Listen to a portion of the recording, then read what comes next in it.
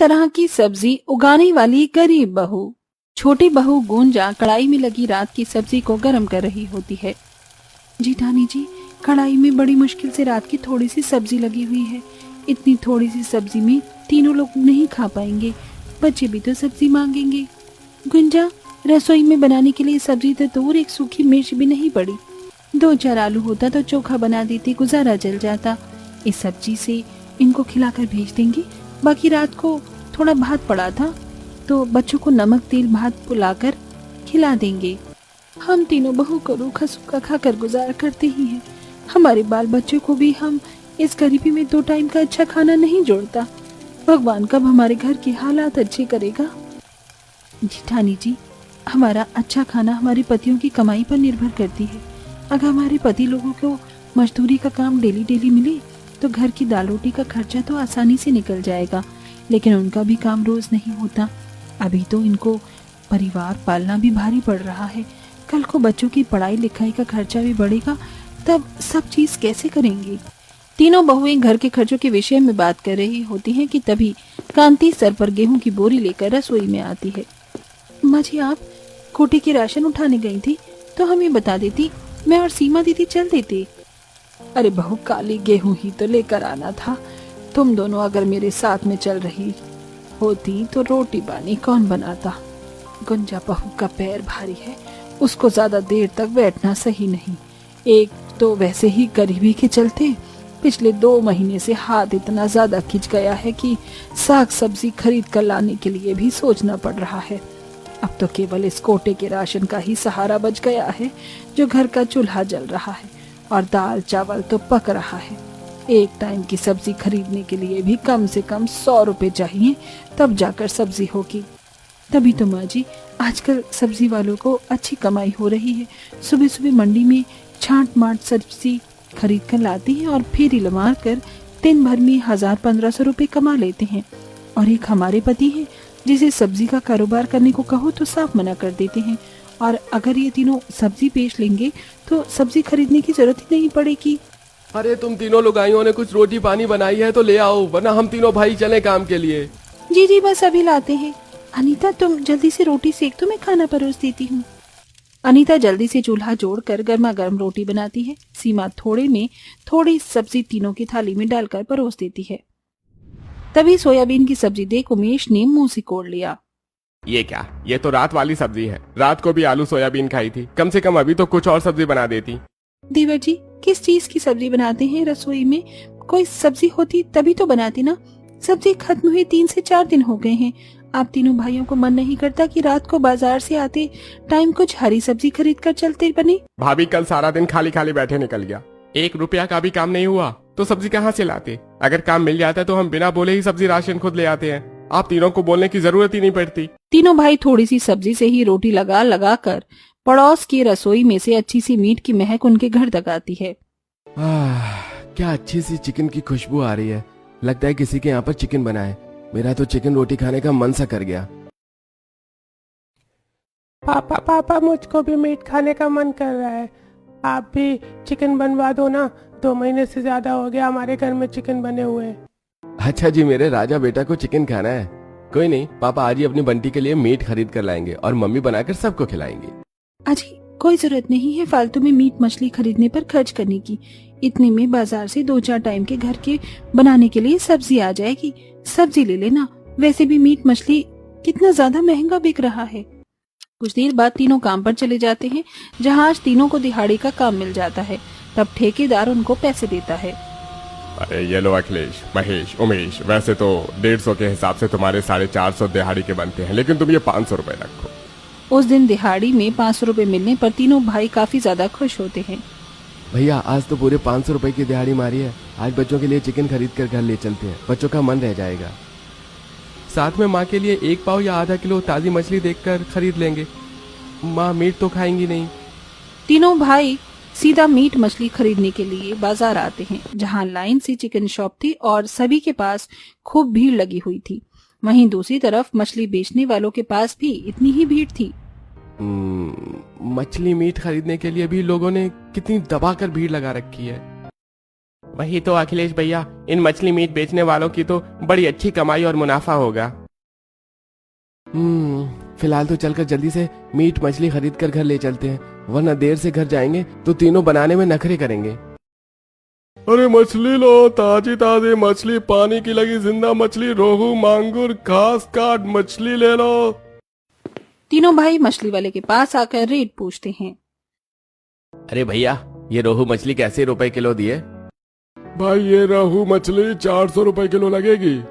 अरे भैया, आप कुछ ज्यादा ही महंगी मछली बेच रहे हो। आपसे बगल वाला तो यही मछली 250 रुपए किलो में दे रहा है। अरे भैया, सौदे का भी तो फर्क है। उसकी मछली मरी हुई है, मेरी पानी की चलती हुई जिंदा मछली है। सामने कटवा कर लोगे तो दाम तो ज्यादा लगेगा ही ना। अब देख लो, अगर 250 रुपए किलो वाली मछली चाहिए तो बगल वाले से ले लो, बाकी आपकी मर्जी है। अरे उस 250 रुपए किलो वाली मछली से तो अजीब सी दुर्गंध उठ रही है। इसी में आधा किलो कटवा कर ले चलते हैं। अरे भैया, इसी में आधा किलो काट कर दे दो। तब मछली वाला आधा किलो ताजी मछली देता है। अब तीनों भाई मीट वाले के यहाँ से मीट लेने आते हैं। मीट वाला भी उनको महंगा रेट लगाता है। क्या कहा? 300 रुपए किलो चिकन? अरे भैया, अभी तो बीच में 200 रुपए किलो बिक रहा था, सीधे 100 रुपए बढ़ा दिए। उमेश के मोल भाव करने पर मीट वाला ऐंठ कर जवाब देता है। अरे भैया, ये कोई सस्ते रेट की आलू थोड़ी है जो 10 रुपए किलो में मिल जाएगा। चिकन खाना है तो 200-300 रुपए तो लगाने ही पड़ेगा। कोई नहीं भैया, ऐसा करो आप 3 पाव कर दो। प्याज टमाटर मसाला भी तो खरीदना है। अब तीनों चिकन मछली खरीद कर सब्जी वाले के पास से थोड़ी प्याज टमाटर लेकर घर चल देते हैं। जीठानी जी, मैंने रोटी बना कर रख दिया है, आप कहो तो दाल उबालने के लिए चढ़ा दूं। पता नहीं ये लोग कब सब्जी लेकर आएंगे, बच्चों को भी भूख लगी है, बच्चे बिना खाए सो जाएंगे। देवरानी जी, थोड़ी देर और देख लेते हैं, क्या पता ये तीनों भाई सब्जी लेकर आते ही हों। मैं फटाफट से काट कर छौंक दूंगी, तुम आराम करो। मम्मी, मुझको बहुत जोर की भूख लगी है, खाना दे दो। पिंकी बेटी, अभी सब्जी तो बनी नहीं है, चाची ने गर्मा गर्म रोटी बनाई है, नमक तेल लगा कर दे दूं, खाएगी? पिंकी मुंह भींचकर नमक तेल वाली रोटी खाने से मना कर देती है। मम्मी, मुझको नहीं खानी है नमक तेल वाली रोटी, मुझको सब्जी रोटी खानी है। हमारे घर में सब्जी रोटी बने कितने दिन हो गए, मैं अभी सो रही हूँ। पापा जब सब्जी लेकर आ जाएंगे, सब्जी बन जाए तो मुझे उठा लेना। अरे पिंकी बिटिया, सोना नहीं है, देख पापा आज चिकन मछली दोनों लेकर आए हैं। चिकन मछली बनने का सुनकर तीनों बच्चे बंटी, राजू, पिंकी खुश हो जाते हैं। ओ बेटी की जान, आज हमारे घर में मछली और चिकन दोनों बनेगा। आज तो हमारे घर में 2 तरह की सब्जी बनेगी। अखिलेश बेटा, एक बार में 2 तरह की सब्जी इकट्ठे खरीद कर लाने की क्या जरूरत थी? कोई एक सब्जी खरीद कर ले आते, थोड़े पैसे लाकर बहू के हाथ में दे देते तो वो अपने हिसाब से ताजी सब्जी चुनकर ले आती। रहने दो माँ, इन तीनों को तो कितने भी पैसे दे दो, कभी भी ताजी सब्जी खरीद कर नहीं लाती, बल्कि बासी और सस्ती सब्जियां उठा कर ले आती हैं। कभी तोरई, घिया, पेठा, ये भी कोई सब्जी है, बिल्कुल भी स्वाद की नहीं होती। अजी, अगर हम तीनों बहुएं आप तीनों भाइयों की तरह चलने लगे ना, तो चल गई रसोई।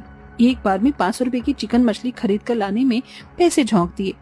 यही पैसे हमें दिए होते तो हम पूरे 1 हफ्ते की सब्जी खरीद कर ले आते, तो कुछ दिन तक तो चल जाती। रहने दीजिए जेठानी जी, हमारे पतियों को हमारी बात समझ में थोड़ी आती है। किसी दिन हो तो खूब खाने पीने में उड़ा दो और अगले दिन नमक रोटी के लिए भी मोहताज होना पड़ता है। अनीता की बात तीनों को चुप जाती है। तभी महेश गुस्से में, अरे हम तीनों इतनी शौक से खरीद कर सब्जी लाए हैं, चाहे फिर महंगी हो या सस्ती, तुम तीनों खाली बनाकर खिलाने से मतलब रखो। बाहर से कमा कर लाने का जिम्मा हम तीनों भाइयों का है। वैसे भी पूरे परिवार का पेट हम तीनों भाई मिलकर ही भरवा रहे हैं। मम्मी मम्मी, भूख लगी है, जल्दी से चिकन बना दो। बड़ी बहू, जाओ जाकर सब्जी बना लो, बच्चे भूख से मचल रहे हैं। ये तीनों को समझ तो आने वाला है नहीं। तीनों बहुएं सब्जी लेके रसोई में आ जाती हैं और मिलजुल कर चिकन मछली साफ सुथरा करने लगती हैं। फिर से रोहू मछली उठाकर लाए हैं, इसमें कांटे ही कांटे होते हैं, साफ करते करते ही 1 घंटा लग जाएगा। इससे अच्छा एक कांटे वाली प्याज मछली वही ले आती। गुंजा, चूल्हे में थोड़ी राख निकाल कर रख दे, राख लगा के दराती से रगड़ दूंगी, कांटे छूट जाएंगे। जी जेठानी जी। गुंजा चूल्हे में से ठंडी राख निकाल कर देती है, वहीं दूसरी तरफ अनीता चिकन साफ करती है। जेठानी जी, मुझे तो इन दोनों में से महक चढ़ रही है, जी खराब सा हो रहा है, मैं तो नहीं खाऊंगी ये।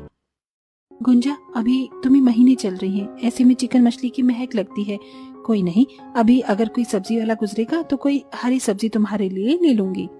तब सीमा अनीता दोनों सब्जी बनाने लगती हैं। तभी एक सब्जी वाले का ठेला जाते दिखाई देता है। सब्जी ले लो, ताजी ताजी सब्जी ले लो। लगता है सब्जी वाला जा रहा है, मैं लेके आती हूँ कुछ। अरे ओ सब्जी वाले भैया, रुकना तो जरा, हरी सब्जी है क्या? बहन जी बाकी सारी सब्जी तो बिक गई है, बस भिंडी टमाटर बची है थोड़ी बहुत। एकदम कच्ची भिंडी है, एक खराब नहीं निकलेगी। भैया भिंडी तो पकी पकी सी बीज वाली लग रही है। अरे बहन जी आधी पकी भिंडी निकल जाती है। ये भिंडी बाजार में 80 की बेची है किलो, आप 10 रुपए कम दे दो। गुंजा देखती है कि कुछ कुछ भिंडी गली गली सी थी। जी ठानी जी भिंडी रहने दीजिए, भैया खाली 10 के टमाटर दे दो चटनी बनाने को। 10 के टमाटर मांगने पर सब्जी वाला टमाटर हाथ से छीन लेता है। अरे रहने दो बहन जी, सब्जी खरीदना तुम्हारे बस की नहीं है। अचार से खाओ रोटी, टमाटर की क्वालिटी देखिए एकदम टाइट टमाटर है। 10 रुपए में देसी टमाटर खाना है, चलो हटो यहाँ से। सब्जी वाला ठेला लेकर आगे चल देता है और थोड़ा आगे जाकर कुछ खराब टमाटर और सब्जियों को फेंक देता है, जिसे देखकर गुंजा उन सब्जियों को आकर लेने लगती है। गुंजा, ये तुम इन फेंकी हुई सब्जियों को किस लिए उठा रही हो? कोई देखेगा तो क्या सोचेगा, और इनका क्या करोगी? जी ठानी जी ये सब्जी ज्यादा खराब नहीं है, थोड़ी थोड़ी गली है, काट छाट कर बन जाएंगी, और बाकी भी काम की है। तब गुंजा सारी फेंकी सब्जियों को उठाकर घर लाती है और सही सही सब्जी को काट छाट कर बना लेती है। ज्यादातर सब्जी सड़कर खराब हो गई थी। ये सड़ी सब्जी कितनी महक रही है, देवरानी जी से उठाकर फेंक दो। जीठानी जी इन टमाटर और भिंडी के बीज इससे क्यारी में लगा देते हैं तो थोड़े दिन में बहुत ही बढ़िया टमाटर भिंडी उगाएंगी। गुंजा, इन बीजों से सब्जी उगाने की कोशिश तो कई बार हम दोनों ने भी की है, लेकिन जब भी हम मिट्टी में बीज की रुपाई करते थे एक भी सब्जी नहीं निकली। जीठानी जी अनाज और सब्जी उगाने के लिए मिट्टी की परख होनी चाहिए। सबसे बढ़िया और ताजी सब्जियां भरपूरी मिट्टी में ही होती हैं, और बीज रोपने के बाद पानी और देखभाल की भी जरूरत होती है सब्जी को, वरना वो मिट्टी में ही मर जाते हैं बीज। आपको पता है, इस तरह सब्जियों के बीजों से मैंने गांव में बहुत सारी सब्जी उगाई है और खाई है।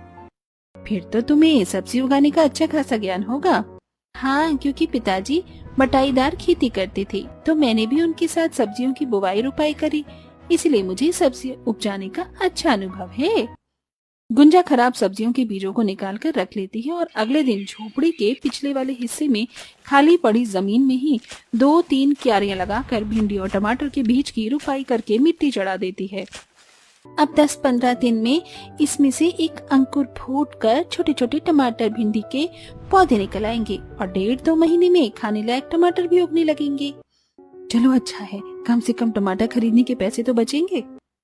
ऐसे ही थोड़ा समय गुजर जाता है। वहीं तीनों भाइयों का काम बारिश के मौसम के चलते मजदूरी का काम बंद पड़ जाता है। क्या बात है बहू, सुबह के 10-11 बजने को हैं, अभी तक तुम लोगों ने आज भी नहीं जोड़ा। आज खाना पीना नहीं बनाना क्या? माँ जी, खाना बनाने के लिए रसोई में अनाज होगा तब तक कुछ बनाएंगे। कल रात रसोई में जो मुट्ठी भर दाल चावल था उसे लगाकर खिचड़ी बना दिया था, वो रात का गुजारा चल गया। लेकिन अभी के टाइम के लिए कुछ भी नहीं है, राशन मंगवाना ही पड़ेगा। रसोई में राशन पानी खत्म देखकर तीनों बहू काफी ज्यादा परेशान थी, जिसे देखकर कांति तीनों बेटों के पास आती है। अखिलेश, महेश, उमेश, बेटा तुम तीनों को घर में बैठे एक हफ्ता हो गया है, कहीं काम नहीं करोगे तो घर कैसे चलेगा? न रसोई में राशन है और न साग सब्जी। माँ, हम अपनी खुशी से थोड़े न घर में बैठे हैं। बारिश के मौसम में काम धंधा नहीं है तो कम कमाने के लिए कहाँ जाएं हम, बताओ। अरे 2-4 दिन मर्द घर में क्या बैठ जाएं, सभी को खटकने लगते हैं। सभी चीजों का ठेका जैसे हम नहीं ले रखा है। महेश की टोंटबाजी करने पर तीनों बहुएं रसोई में से निकल आती हैं और अनीता झगड़ जाती है। अजी, जब तुम्हें कमाकर खिलाने में इतनी दिक्कत हो रही है तो बाल बच्चे पैदा नहीं करने चाहिए थे। अगर काम कर हम तीनों बहू को पूरा दिया होता तो हम उतने ही पैसे में खाने का खर्चा भी चला देते और 2 पैसे भी बचा लेते। देखो सुबह सुबह मुझे कलेशबाजी मत करो, समझ गई? जब काम नहीं चल रहा था तो क्या करूं? दोनों मियाँ बीवी में लड़ाई हो ही रही थी कि तभी पड़ोसी रजनी का पति केशव आता है। अरे उमेश, महेश, अखिलेश भाई कहाँ हो? मंजली बहू, महेश, दोनों चुप कर जाओ, दरवाजे पर कोई खड़ा है, शर्म कर लो। अरे केशव भाई कैसे हो? शहर से कब आना होगा और काम धाम कैसा चल रहा है? अरे भाई एकदम बढ़िया काम धाम चल रहा है। छुट्टी लेकर आया हूँ 15 दिन की, फिर चला जाऊंगा। सोचा आया हूँ तो तुमसे मिल लूं। और कैसा चल रहा है काम? अरे भाई काम धाम तो पिछले 1 हफ्ते से बंद पड़ा हुआ है मौसम के चलते। अरे गांव में यही तो है, सही